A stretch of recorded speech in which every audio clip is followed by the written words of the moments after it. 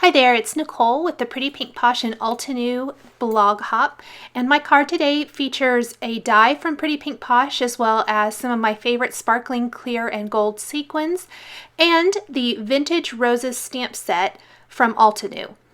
I'm going to start with my white card base here. This is a side fold card base from Simon Says Stamp.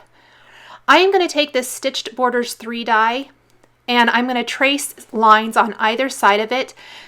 I did it kind of light because I'm going to be erasing them later, but this is going to give me a guideline for where I want to put my flowers along both of these lines, and then I'm going to be die cutting a border and placing it through that kind of bottom third portion of the card, and that's where my greeting is going to go. But I want flowers to flow across the top and the bottom of this Stitched Borders 3 die. I am starting with a peach flower from the Vintage Roses stamp set, and I am using 4 colors of ink.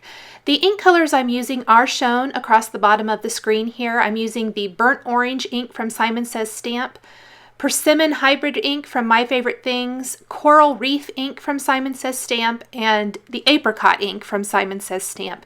And I'm building up that color with each of the 4 layers there.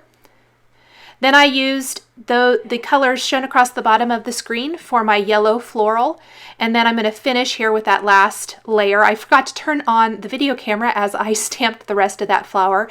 You will see the stamping of the floral layers for the yellow flower here with some other florals in a little bit. Next, I am adding some greenery. The colors of green ink that I'm using will be shown here in just a little bit as well along the bottom of the screen. I'm using 3 colors, 2 colors from Simon Says Stamp and 1 from My Favorite Things. I'm just mixing and matching my colors, getting the right hue and shading for each of these florals. I love that you can build up the color intensity for realistic looking flowers. If you like this kind of look, I highly recommend checking out their other floral stamp sets, and I think there's a butterfly one as well. I have the Vintage Florals stamp set that is really similar to this, just different kinds of flowers, and I love them both. I just absolutely adore building up the flowers like this for these realistic looking florals. One thing to keep in mind is I definitely don't want any ends of these longer green branches or any of my flowers to go across both of those lines so that it sticks out on both sides, if that makes sense. I want any of those little ending pieces to be hidden behind the border that I'm going to be adding. For my red flowers, I'm using My Favorite Things, Electric Red ink, and Wild Cherry ink, as well as the Brick Red. Here are those green colors that I'm using for any of the greenery in my card today. I'm using the Simon Says Stamp Green Apple ink and Green Leaf, and the My Favorite Things Gumdrop Green ink.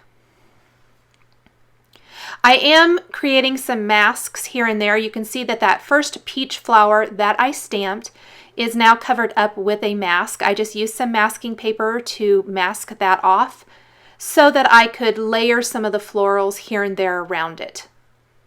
I don't want it to be covered up with any of the leaves or anything like that. If that doesn't bother you, you definitely don't have to do that. I did not add masks to everything along these borders, but to quite a bit of it I did. That way it looks like that little leaf branch that I just stamped is behind the peach rose. I'm going to create a few more little masks here from the leaves so that I can stamp my floral here to the left, on the left side of my card. You can see I only cut out a portion of my mask. And again, I'm going to build up that color. This is going to be another red rose with those 3 My Favorite Things red hybrid inks that I listed before. Also, any of the inks that I'm using here are going to be linked below the video here on YouTube, as well as linked to multiple sources on my blog. Gonna grab that peach mask again. That's been really handy, so I could stamp just a little bit more. The greenery really makes the card. While the roses are like definitely the focal point and are gorgeous and beautiful, the greenery around them really helps tie the whole thing together and gives it that really soft, elegant look of a floral bouquet, floral garden, things like that. Again, I created some masks there for my leaves, and I'll stamp another peach rose. It's hard for me to pick, but the peach and the yellow roses are my favorite. I just wanted 3 colors that kind of went nicely together. I did start with the peach and the yellow, and I really felt like I needed a little pop of something else, and so that's where the red roses came in. And I always like that little bit of red. Not every card, but I would say 95% of the cards I create have some sort of red on them somewhere. And it's just something kind of funny that I've noticed over time, that I love the addition of red into most of my designs, even if it's a tiny little bit. I keep using my Pretty Pink Posh Stitched Borders 3 die just to kind of show me how it's going to look. With all that kind of mess behind that penciled in line, sometimes it's a little hard to imagine what it's going to look like. It looks kind of messy. That one green branch I stamped, I didn't stamp it really well, but a lot of it is behind that line, or underneath that line rather. So I didn't need to redo the whole card because that's actually going to all be covered up, which is a great thing. With all of these layers, it is a bit time consuming. This card does take a little bit just simply because you're stamping each of the layers and cleaning your stamps and all of that kind of thing. But I use a stamp scrubber pad and I keep it right next to me. I spritz it with some Ultra Clean cleaner and simply scrub off my stamp on one side where I've spritzed the cleaner, and then on the other side of the scrubber pad, it's dry and doesn't have the cleaner. Kind of dry it off real quickly and place the stamps back on the clear acetate stamp sheet. So that does help speed it up a little bit. I really like the scrubber pad for getting those inks off of the stamp so that you don't cross-contaminate the darker ink colors with the lighter ones. So I'm just going to continue to build up here on the underside of where that border is going to go. Again, adding that larger green branch. Then you can build up the ink colors on each of those leaves individually. And then I will stamp a couple more flowers, same as I did before, and finish off either side there to the left and right of these florals. Once I have that done, I will be ready to die cut my border, stamp my greeting, and finish the card.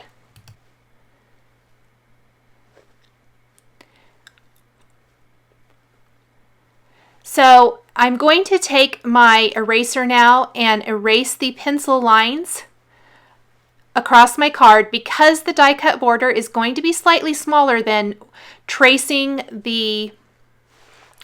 than what I've traced there from the metal die. The cut line is slightly, narrower than that.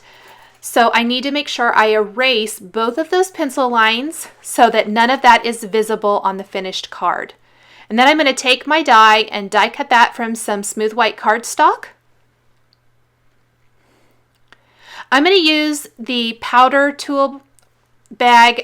This is from Inkadinkado, or you could use the powder tool applicator from EK Success and add that powder to that border. Here's erasing those lines.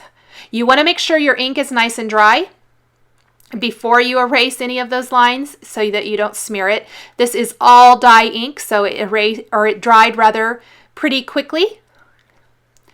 Okay, now I'll take that border. There's that powder tool. And that's just so the embossing powder sticks only to the stamped greeting and doesn't migrate anywhere else. This is a greeting from the Altenew Sentiments and Quotes stamp set. It's a really pretty greeting, I think. It reads, "To someone who makes others happy." And I think that's just a great greeting that you could send to almost anyone. I heat emboss that with gold embossing powder and then place that border right there along where I had drawn those pencil lines before on my card. And then I'm going to finish the card with a sprinkling of 4mm and 6mm Pretty Pink Posh sparkling clear sequins and 4mm gold metallic sequins, just for a little pop of that metallic color there.